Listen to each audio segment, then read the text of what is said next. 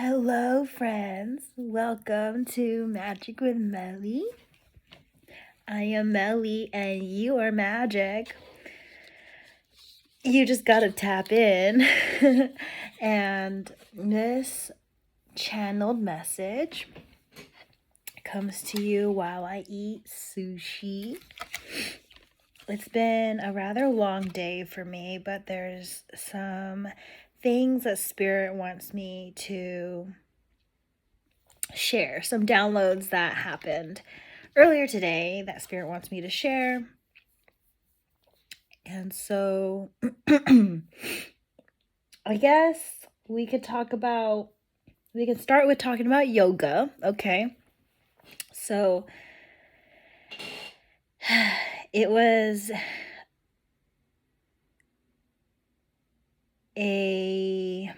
where do I start?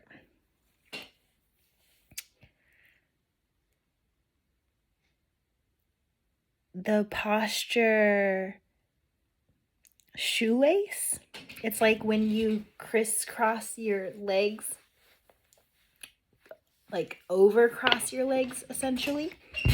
And the posture was folding over our crossed legs. And it felt very nurturing to hold myself like that, to just curl up in a ball and hold my legs. If you don't know me yet, and for those that do know me, I am a double leg amputee. I am a double leg prosthetic wearer. I resonate with being a mermaid in a human's body. Essentially, when I don't have my human looking limbs on, I feel like I look like a mermaid without a tail, which is essentially like the translation of an amputee mermaid and an amputee human. Like, I would look the same without the scales, of course. But anyways, the holding my legs in that yoga posture was so nurturing and comforting and healing. And when we had to switch sides, it's almost like it triggered the healing, right? Like, it was like I noticed it was nurturing at first. And then when we switched sides, your legs are crisscrossed. So then crisscrossing the other way. Excuse me. My throat chakra started getting really triggered. I was coughing. I was literally getting choked up because I was healing. Shortly after that, other postures that I was put into helped me cry tears that my child self couldn't cry. And for me, that posture, what those postures meant to me was the sense of overprotecting yourself, using your voice, or maybe not even overprotecting yourself, maybe just a means of protecting yourself.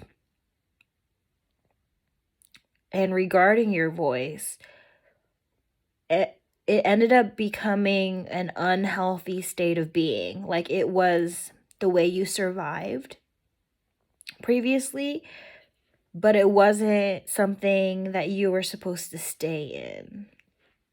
So some of you have surrendered to silence because it was safer to be quiet when you were being attacked or bullied or ostracized. It's giving black sheep energy.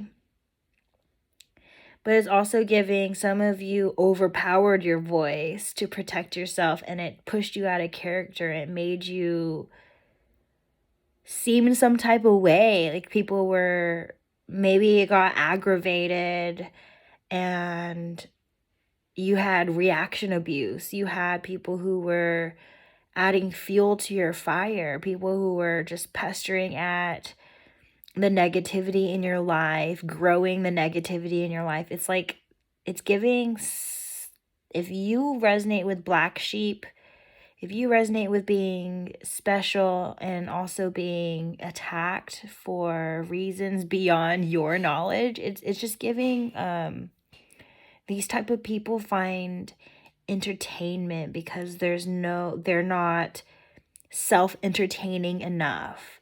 It's giving maybe childhood neglect, maybe on both parties. Like you had your own levels of neglect, trauma, bullying, and the other party, maybe coped with it differently. All in all, that was a tangent that I didn't expect to go on from talking about yoga, but shortly after the yoga practice I put myself through today in yoga studio, I needed to run errands, and actually I needed to pick up more sage. Okay, homegirl tried to grow sage, and we need to fail some more times before we get successful because, clearly I don't know what I'm doing. So for now, we're buying sage until I can learn how to grow sage. I'm learning, but I killed my plant that I had, and you have to wait another season to replant. So that's where we're at. Trying again. Collective maybe needs to hear that they need to try again, that there's a learning curve, and your curve might look like this, or your curve looks like this, or your curve it's like that SpongeBob episode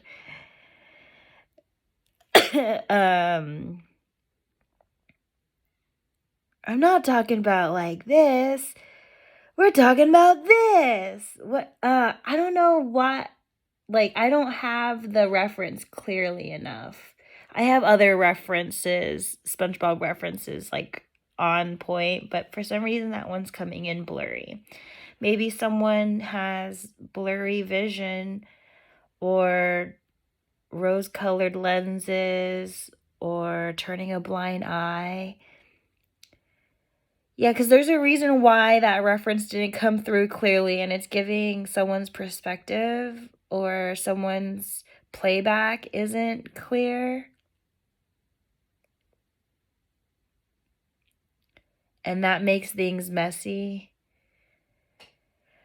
But back to square one on why I was talking about the yoga stuff, and I had errands, so I went to I was trying to buy sage, but it's the holiday season, so some shops, especially small business shops, are, appreciating the family time. They can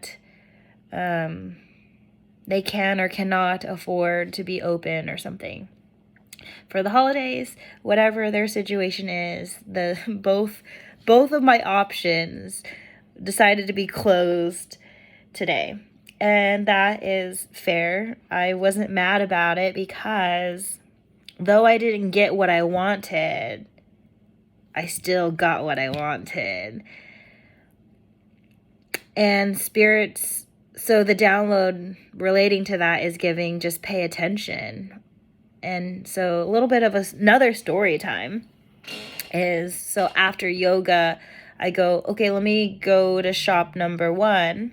I looked up their hours, and I was thinking, I was confused because I was still stuck on today being Monday, but today's Tuesday, and it might not be a Monday or Tuesday when you're seeing this because upload times and stuff, but anyway, I thought it was Monday, and I think the shop is not open on Mondays. So I double checked their hours, and it said that they were open. But of course, Google's not going to be totally updated with their shop hours if their shop hours changed just for the season. So I decided to just drive. Excuse me. I didn't want to say drive by because I felt like that was triggering, and there was a burp confirmation, and I'm just admitting that moment, but drive past. I wanted to drive past the store to confirm if it was open or not. Because if it was open, I would definitely get my supplies. It's a crystal shop, so I would get, I would have fun finding crystals that I might work with, and other supplies and tarot cards and whatever else that might catch my interest. But of course, it wasn't meant to be to go to shop 1 because they were closed. I drove past the store and there was a sign, and I go, that's totally fair. It's the holidays. They could have the break that they want. So I was like, I have another option. Let me go to that option. Typed it in the GPS. Drive all the way over there. And on the way there, I see chiropractors. This is getting personal, okay? But I think that collective needs this. It's like, in my own fields of reference and my own personal life, I found that the practitioner that I am currently seeing is not aligned with me. Okay?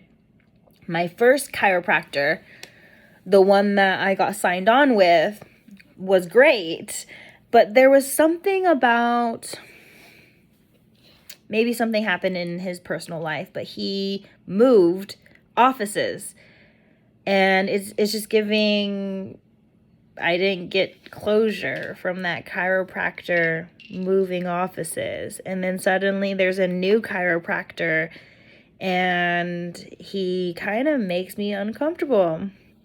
It's like the first chiropractor was adjusting my hips and my upper back and my neck. And then the new he's not like new in practice. It's just new for me. But he's like, but I'm new for him. That's the thing, is I'm a disabled person, as I shared in this video. And it's giving, he won't even adjust my hips. He doesn't, it's almost like he doesn't know how to. And it's like he's not communicating that he doesn't know how to. Or it's just giving, it's basically giving up on me, right? And I'm like, well, I don't need that. Like, what the fuck? I'm not gonna settle for that. And I kind of gave him a few appointments to catch up to me. And I think I had said something about like getting my prosthetic updated, and I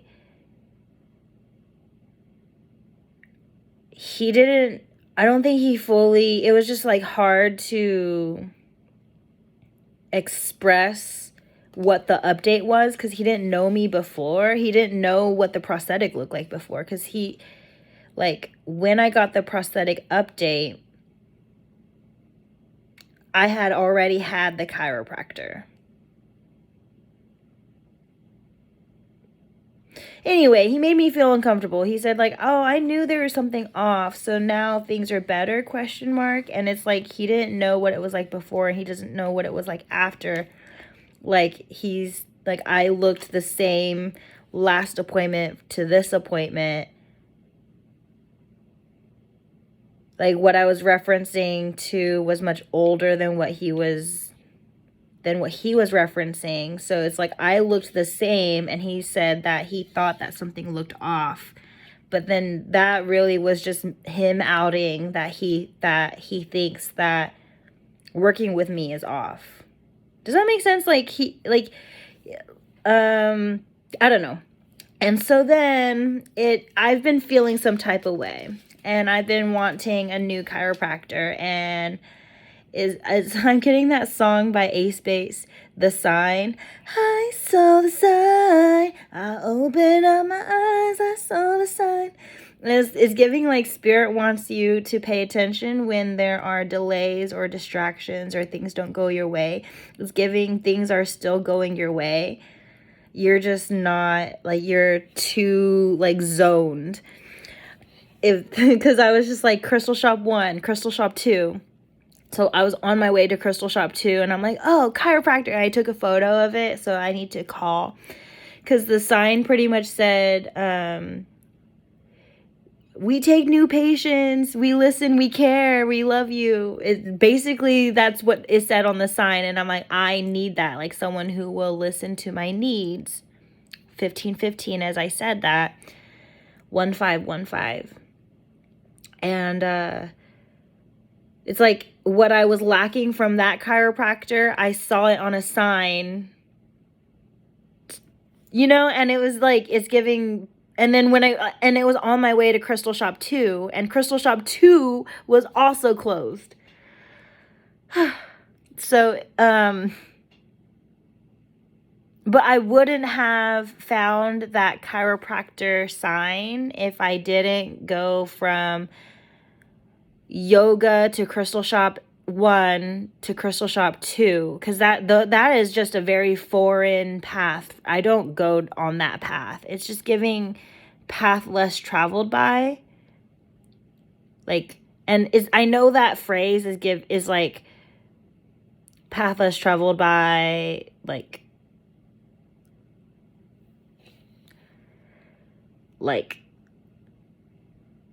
how do I explain that? It's more like the path that you're less likely, like being guided will put you on a path it's going to put you somewhere new or somewhere uncomfortable, or sort of. I was channeling something like this before, where you're going to just accidentally be in the right place at the right time, but it's giving like you might need to catch up to piecing that together or paying attention to what that means, like what a certain delay is about to bring you. Like, when things don't go your way, they technically are still going your way.